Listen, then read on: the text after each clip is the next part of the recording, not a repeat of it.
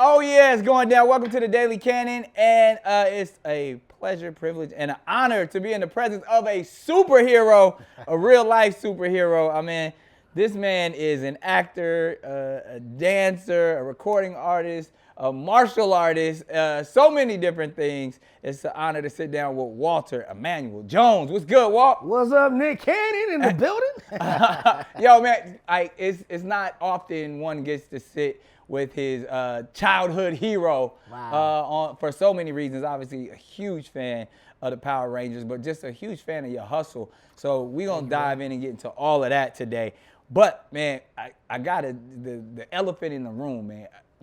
Are you a vampire? Like, how in the world do you look exactly the same for 30 years? And I mean, I don't want to put you all the way out there, but I guarantee you most people don't even know how much of an elder and an OG you actually are. Elder, wow. Yes, elders, I guess that would be the word. I mean, from a man in his 40s, I can respect another man that is an OG. I'll put it out in the world. I am 58 years old. So wow. That is, I know that's different. Everybody looked at me like, what? That is, yeah, 58. I thought the dude from Ghostbusters looked good.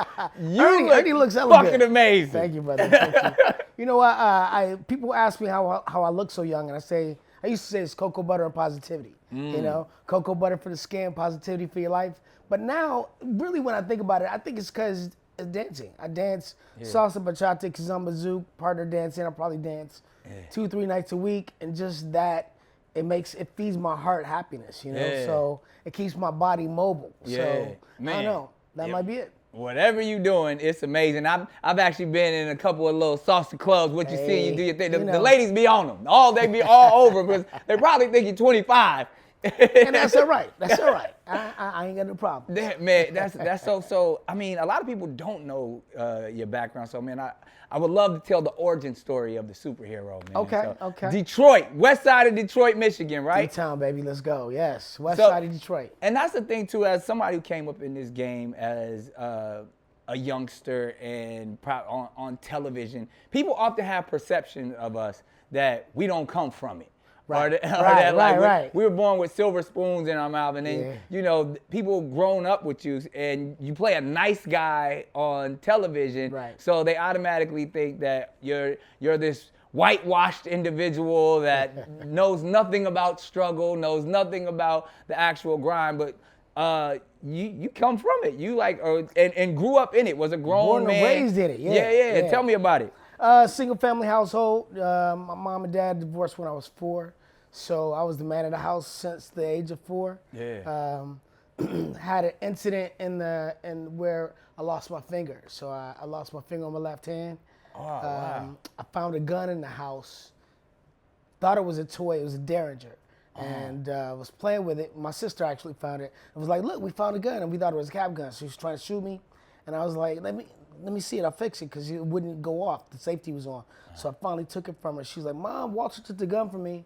My mother said, what gun? She was making me breakfast. Wow. My sister jumped off the couch and ran in the kitchen, and I pulled back the hammer, and it wouldn't go down. I thought, oh, man, I broke this. So I was trying to fix it, and I pulled the trigger, went off of my hand, shattered the bone in my finger. Wow. 4 years old. So wow. that was the beginning. Yeah, at 4. You was carrying the hammer at 4. Yeah, man. So that set it off in a way where it was like, okay, well, I know what it's like to hurt and to go through stuff. And after I got out of hospital, you know, Mom, it was just me, my mom, and my sister, and I was the man of the house since I was 4. So grew up in the hood, and that's a story of resilience in itself, man. I mean, like to go from, you know, somebody would probably say disabled on one hand, and then literally go to become an iconic superhero. Become the Black Ranger, which is, I mean, for our culture, man, is, I mean, I grew up watching, grew up doing martial arts as well, so I wanted to be you. Like, it was just being able to just being into, you know, everything from anime to martial arts to just TV in general, because I wanted to be on it. Like, I was that kid that was like taking my dad's camcorder and making Ninja Turtle movies with my little figurines and all that stuff. So when the Power Rangers came out, I was like, yo, like this is everything. I was obsessed with it. How did that come about, man? How did you get job? It was an audition. I actually was doing Star Search. I was doing Star Search as a singer. Oh wow! And I got the call. I was on the plane to go. Had to be there Friday. I got the call on Thursday. I was like, I'm on the plane. I'm going to do Star Search. I can't hit the audition. They're like, well, it's too bad. It would have been like, if they pick it up, it's going to be 40 episodes. You'd be a superhero as a teenager. And I was like, man, I want to do that. But with Star Search, we lost, unfortunately. Was it a group or you? It was a group. Oh, okay. It was a group. We competed against Beyonce. And, really? Yeah. That's crazy. Beyonce didn't win either. So, which is crazy, right? Good company. Good company, but who beat you and Beyonce? I know. I don't remember what the name of the group was, but some it was little crazy. white kids. Yeah, something like that. But came back home and I got a call from my agents and they're like, they still want to see you. So went into the audition, did the acting part. I had already had a BFA in musical theater, so I studied at college, got a 4-year degree. Wow. And was already pursuing the industry. I was actually 26 at the time. So really? So you were 26 I was when you were 26 Black 16, Ranger. yeah. Wow. Yeah, so I was already, in the game. I was already and I got there, knew I had the acting part down, knocked that out. They said, so can you do any dancing? I was like, yeah. So I did some hip hop. And they're like, that's great. Can you do any martial arts? I was like, yeah. I studied when I was a kid. I'm a brown belt in Ishiru, I was Pee Wee Michigan State champion. I'm like, let me show you some things. Did a kata. They were like, all right, that was great. Can you do any flips? I'm like, well, it's not a lot of room in here. Well, can you show us anything? I did a back tuck. They were like, that was good. Now, can you put it all together? And I was like, You want me to right dance? Like right now? Do a kata and a flip Right, all dance, in. martial arts, and gymnastics right now, like right here, like just come up with something. I thought about it. I was like, well, when you break dance, it's kind of like a battle. So I was like, I could do some of that, and I threw in I started off like I was doing a kata, so bowed in, Right. did some pop lockers, break dancing, Yeah. like did that, did a back flip, came up, bowed out, and they were like, that was excellent. So within 2 more weeks, I became the Black Ranger. So it was crazy. Iconic. Yeah. Now because you brushed over it, but I think this is also a dope part of your journey and your story is that you went to a performing arts college in San Diego, where I'm from. But and you went to the same performing arts college that Jamie Foxx went to. Yeah, Jamie was an underclassman. All right. Yeah. Jamie's your young homie. Right? He was my younger homie and shit. It was crazy. Went to a school of performing arts, got a scholarship to go to college from Detroit. I'd done a 2-minute monologue for 20 colleges, got 3 scholarships. So, Wow. I picked the one furthest away from home so I wouldn't be dependent on my mom anymore. She didn't have to I wouldn't be a burden to her. Yeah. So came out to Cali, to San Diego, culture shock. Yeah. Because From Detroit to Dago is definitely a culture shock. Detroit is predominantly black, and San Diego was like, where everybody You had to find us. We was in a pocket. We was down there in pocket. Southeast. I didn't know about where it was at, though. So it was like... we was by the border. And then of course, musical theater is not necessarily... It was like... Right. It was different. So... did 4 years in college, did lots of musical theater. Jamie came in. He was a very talented dude, man. It was like... Classical pianist, right? Yeah, class and gospel. Like, Yeah. he came in, everybody was like, well, what? And I remember telling him, like, man, you should do some of these shows, man, because he wasn't doing, like, He musical wasn't doing theater. comedy yet, right? No, he wasn't doing comedy yet either. Yeah. And I was like, you should do some of these shows. And he was like, we kind of talked about it. That wasn't his focus. He wanted to do music, Yeah. We would go to the piano room.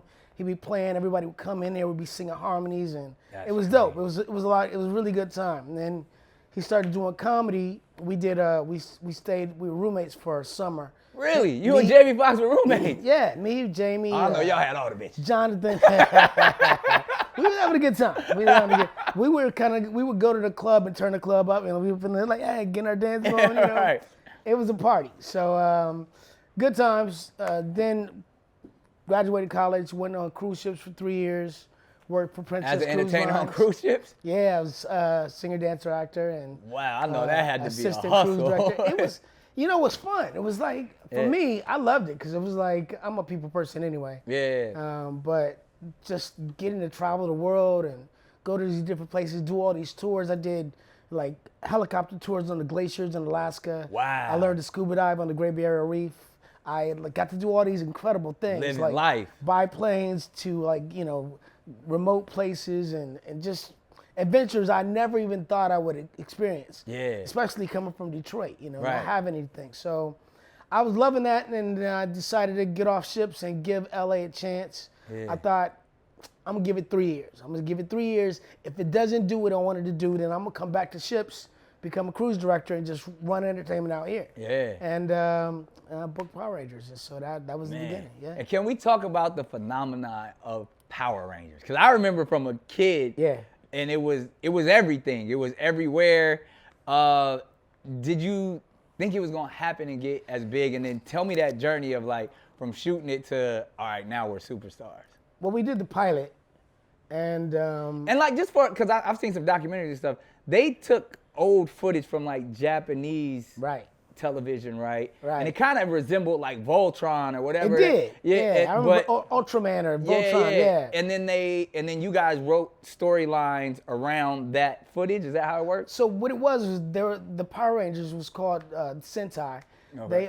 It was a very popular show in Japan for 20 years. It run in Japan for 20 years. Zubon went and bought the show, bought the rights to the show, and then he just used the Japanese footage, which is like a lot of the stuff in the suits and the monsters and the explosions and all of that, and added 15 minutes of footage to the show, which was us being teenagers. Pretty genius. That was us just having doing our daily stuff and then having to fight the lower, beings like the putties and stuff. Yeah. So, we were teenagers with attitude. And what I loved about that was we were inspirational to kids, and I think that's one of the things that made the show hit is the fact that it incorporated everything. It was like dinosaurs, it was martial arts, it was like gymnastics, it was all these different things rolled into one, and it was inspirational. It was like telling kids to be the best person they could be, which I love.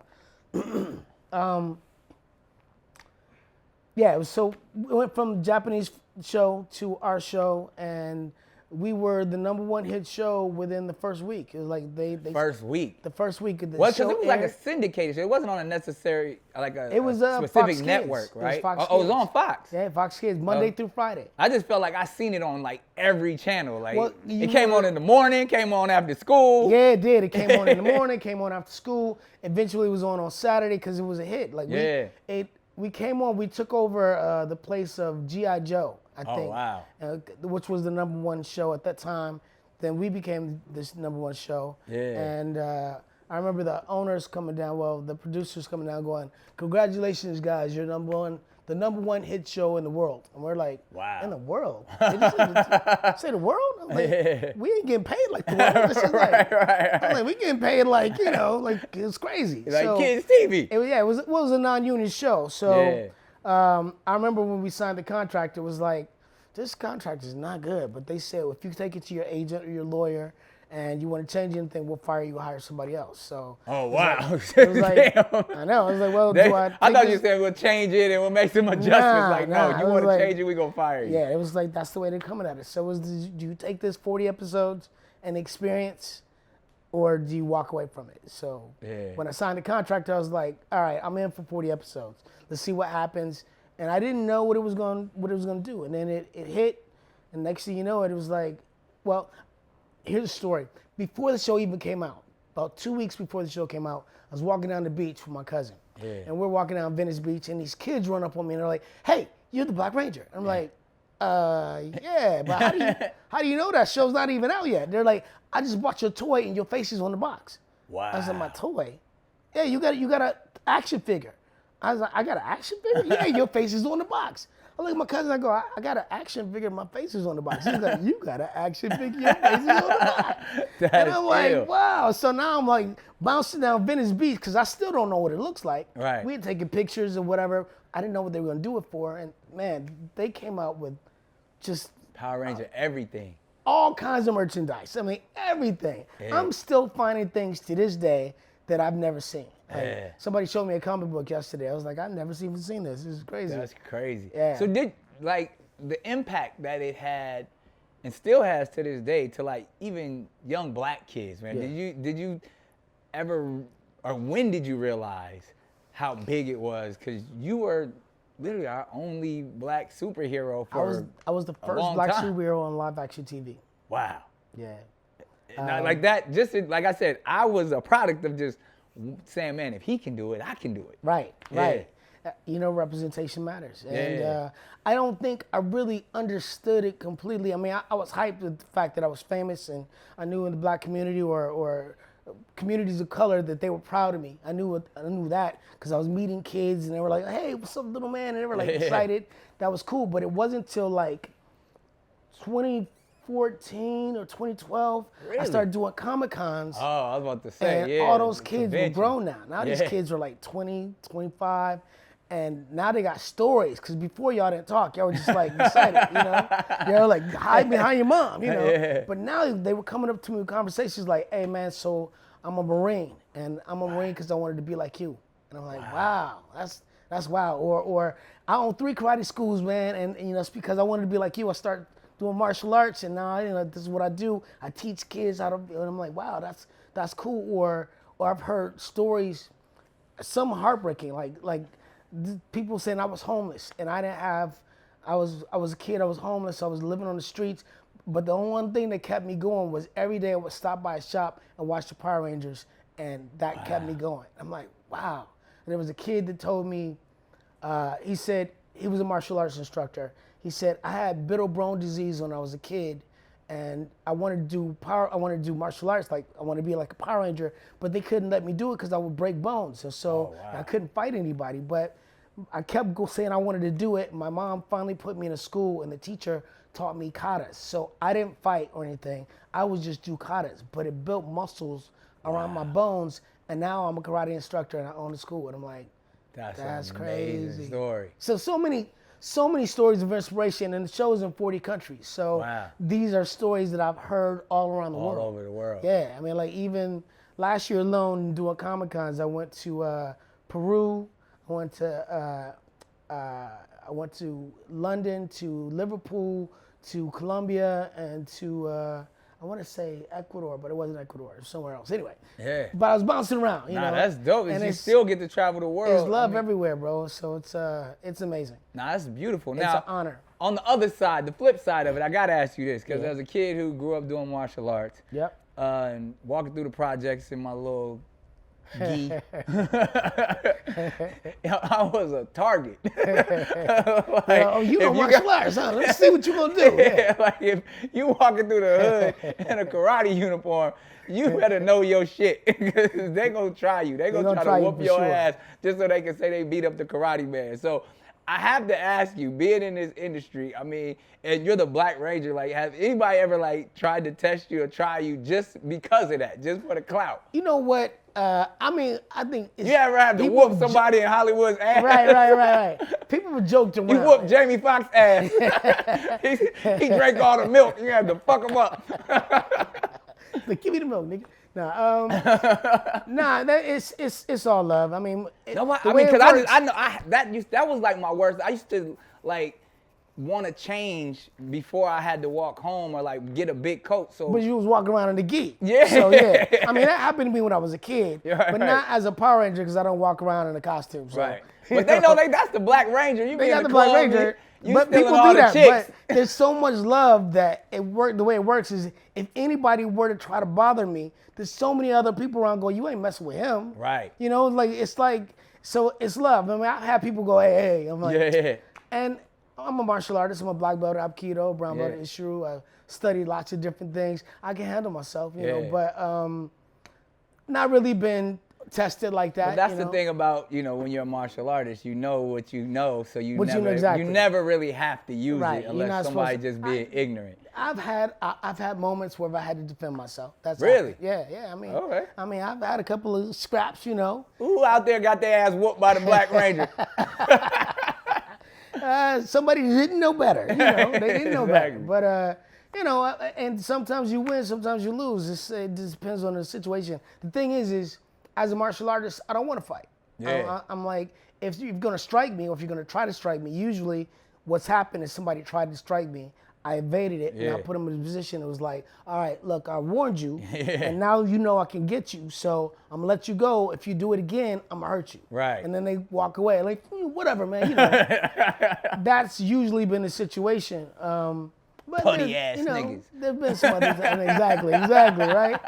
Nah, but in general, it's love. Now, are you a MMA fan or? I'm an MMA fan. Yeah. Because I would think they would embrace you as well. I'm pretty sure you get a lot of love from those type of guys I got too. friends, that do MMA. I've never fought, competitively. Not since I was a kid. Right. I've been busy working as an actor and being a father and all that stuff. Yes, it's been interesting. I guarantee. I'm sure cats is watching now that like are heavy, either professionally in MMA or even just aspiring. That you've inspired. That you know what I mean. Especially because the thing that's dope about MMA, there are so many brothers in it. You know what I mean? Absolutely. And you got the John Jones, like all of those people that are literally probably the best in the sport. Yeah. And it's us. You know what I mean? And these are cats that came up, were born in the 80s and 90s and like now are really where I feel like where boxing was like the thing when we grew up, MMA is like for this generation, like they love it. And because it encompasses everything. Yeah. You got kicks, punches, breaks, throws, that whole thing. And the fact that jiu-jitsu came in and taught us that, it doesn't matter how much you can kick or fight. If you get on the ground, you don't know what you're doing, it's going to be a problem. Facts. I mean, we saw when Royce Gracie started fighting. Absolutely. That was, everybody's mind was blown. Like, he's fighting that big dude? Like, and taking him down. That's not even right, And next thing you know, he was winning and he became just like a champion. And we were like, whoa, okay. We need to investigate this, jiu-jitsu. Absolutely, man. So, I mean, and it's funny because you're so gifted, you have so many talents. What would you say, or I think I know the answer to this, but what would you say is your first love when it comes to the arts? Music, right? My first love. Yeah, I would say music. I mean, Or dance or music. Those are two different things. It is two different things. So music, I love to dance to music. Yeah. I would say of all the things that I love to do, and I love to dance, I love to sing, I love to act, I love to write, I love to, like rapping, all those things I love to do. I would say dancing has probably been the biggest gift in my life because it has put me in front on so many occasions. Yeah. You know what I'm saying? Like dancing helped me get Power Rangers. Dancing helped me get cruise ships. Dancing helped me get music. It's like, it is the thing that keeps giving. Dance keeps me young. So, I mean, it's the lower position on the totem pole when it comes to arts. Right. You got, singers, actors, dancers when it comes to pay scale, basically. But so I'm not gonna make my living dancing, but I will always dance. Yeah. You know what I'm saying? I've seen you in the clubs, man. Like you got a passion for it in a way that's like it's a cultural dance, not even just vibing, but you go all the way in. It comes from Africa. I was in Nigeria. I'm an honorary Igbo chief in Nigeria. Okay. And I went there. We were trying to help. Igbo chief and a Power Ranger. See, look at that. I was there. We were trying to develop tourism to Nigeria. Trying to help Nigeria build tourism because a lot of people don't know that 30% of the slave trade came from Nigeria. Right. And so I was there. I went to this event. There were like lawyers and doctors and judges, and they were dancing salsa. And I was like, I'm looking around. I'm like, they all dancing salsa. This is crazy. They're playing music there. I'm like, I didn't know they were dancing salsa in Nigeria. So I go and ask this beautiful lady to dance. And we're dancing, and she's like, where are you from? And I'm like, I'm from, Detroit, but I live in Los Angeles. She's like, how do you know how to dance like us? I was like, I teach this in Los Angeles. She was like, really? I was like, I didn't know that y'all dance like this here. She said, well, that all came from here. So I thought the timbales and the congas I thought the instruments came from Africa with the slave trade, when they went to the countries that were like the Caribbean islands, the Spanish islands. They added the clave. That's the clave is what I was thinking about. They added the clave, and that's where it came from. They're like, no, they all came from here. And I was like, oh wow. So the movement and the music all came from Africa. The origin is where everything. The origin. The motherland. So that was wild. Speaking of music, I'm pretty sure I saw this somewhere. Was there like a clip going viral of you like rapping on a TV show from the 80s, or there was some like, did they ever have you rap on the Power Rangers? On the I feel like Power there was Rangers, a clip of you like in the like it was straight 80s. I was singing. I was singing. Was that it? Yeah, What it was? I was singing on the Power Rangers, rapping.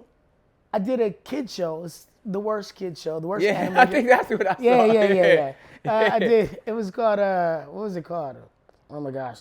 It's something about Christmas. Anyway, it was a rap show. Trust me, we've all had to do these. We've all been. It was a great idea. Yeah. But the production of it didn't work out, and it aired one time, Right. and it's on Tomatoes as like Rotten the worst. Tomatoes. Like, not fried tomatoes, but whatever. Rotten Tomatoes, yeah. It's considered one of the worst animation projects ever. But it was like me, Mark Hamill. It was like a bunch of amazing artists. Right. And I was like the lead. And Right. It just didn't work out. But it hit TV one time, and that was it. Yeah, we all have to do that type of stuff. Trust Yeah. me, like you said, even we both share Nickelodeon pass. Yeah. And like I definitely I look at some of that stuff and cringe like, You're like, man, I I did that? can't believe they made me do that. But we was hustling, we was grinding. hustling. That's part of the game. And when you That look is. at the entertainment world now and the vast ability that we have now, that the things that we can do, not only just in front of the camera but behind the camera as well. So you're also into writing and kind of putting things together, right? Yeah, I'm trying to develop some things. Creating content is the way to go these days. Absolutely. So I'm trying to build some more content. I just wrote a comic book with Boom Comics. Nice. I'm doing some music. I got a What's music it? I mean, project. don't just skip over the comic book. Okay, comic book. The name of the comic is it's with Boom Comics. It's called Mighty Morphin Power Rangers Across the Morphin Grid. And so what it was is it's the final series of comic books. The show's been running for 30 years, right? Yeah. 31 years. The final series of comic books, and they invited some of the actors to write on the comic book their own story. So I did a 10-page spread. It's basically a life in the day of Zach. Yeah. And it's pretty cool. It's called An Apple a Day, my comic. So did that. That's cool. I want to do more. I want to do more comics. Are you still cool with like a lot of the like if you want to Comic-Con? Our original cast, there were 6 of us. Yeah. Originally 5, then Jason David Frank came on the Green Ranger. Yeah. And then there were 6 of us. 2 of us are gone. Right. We lost Twee and we lost Jason David Frank. So the 4 of us that are remaining, we're all cool. But we see each other at Comic-Cons. We're like cousins. Yeah. You know what I'm saying? Like, you pull up to the family reunion. Exactly. And like, what's up? And now y'all catch up and it's like that. But everybody's living their own life. Everybody's somewhere else. Like, I think the Pink Ranger, Amy Jo Johnson, is in Canada. Yeah. David Yost is here. Austin's in like Texas somewhere with his family, his kids, raising his people. So, we see each other at work mostly. Yeah. Nah, that's But it's dope. always love. That's dope. And then obviously, like you said, right now we got some music out that we got to cover. So you, Walter, as the recording artist, tell me about it. All right, so I started doing music. I tried it right after I left Power Rangers. Yeah. But they wanted to use it. They wanted to use me as a Power Ranger rapping, and they were like, that's not gonna work. Right. It was gonna be against the like the copyrights or whatever. So Right. A friend of mine was like, hey man, so I want you to get on this music, and I was like, oh, I haven't done that in years. Yeah. But he pulled me in, and we went in, we did a song, and it turned out to be pretty good. And I was like, all right. So I started doing more. I got a 6-song EP. It's under the name Trey Emanuel. I've only released 1 song so far. Okay. But it's called Dance. It's pretty cool. It's a bop, Yeah. So I'm doing music. I got 2 house songs, 4 rap songs, and I'm looking forward to doing music videos for them and getting the music out. Man, it's under the name Trey Emanuel though, because I wanted to change it so it wasn't Power Rangers affiliated. I want to be grown. I'm grown. I'm like, I'm a grown ass man. I want to be able to cuss if I want to cuss and talk about booty if I want to talk about booty. I'm like, whatever. So I did it under Trey Emanuel. Trey meaning 3, Emmanuel meaning God with us. My dad's name was Walter Emanuel. My name is Walter Emanuel. My son's name is Honor Emanuel, so it's 3 Emanuels. Oh, wow. And so Trey Emanuel. Now tell me about fatherhood, man. I mean, Man, it's amazing. It's amazing. I wanted to be a good dad. You know, I got married, had 2 kids, boy and a girl. So I got the set. Yeah. You know, marriage happens. Like we Trust me, I know. We fell in love. We fell out of love. Yeah. And you know, so ended up getting divorced, but I got joint custody. So raised my 2 kids. My son's 21 now, doing well. You raised him. You did. You succeeded. You got a grown exactly, man. Right? So he's grown. He's you know, studying to become an engineer. Dope. My daughter's just about to graduate high school. She's 17, looking to go to college, and she wants to do whatever she wants to do. Man, so you did it right. You're a true success story, man. Like you I came feel good up about life. You know? in Detroit, seen the world, became a superhero, and can sit back and look 25. I think it's because I'm trying to be stress-free. You know what I'm saying? Yeah, man, aren't we all? Yeah, I mean that's the journey that we got to take. Because I mean, what are your words of inspiration to people that are sitting here watching and just like saying, man, I can't believe he did it how he did it? I like to say life is the adventure you create for yourself. You know what I'm saying? Like, if you want your life to be something, you really have to strive to make that happen. You gotta not be afraid to push for those goals, to push for those gains. And you gotta be not afraid to do things that you think are out of your comfort level. Like, I never thought I would eat sushi. Coming from Detroit, I was like, I eat sushi, that's raw. That's like, I ain't no raw fish, but I experienced sushi and now I love it. I've done bungee jumping, skydiving. I've been hang gliding. White girls. You white girl, you know, it was an adventure. I used to feel, I would never date a white girl. Then you see the Coming world. from Detroit, you're like, oh, there's a whole world out here. It's like, there are flavors. That is amazing. Nah, that was hilarious, man. Well, I truly appreciate your time. This has been an honor. It's been so much fun. Hey, my pleasure, brother. And a lot of people don't know how cool this dude is, and really so many great stories. And we appreciate it, man. Come back and hang out with us on the Daily Cannon anytime. For sure, for There sure. it is. Thanks for having me. No doubt.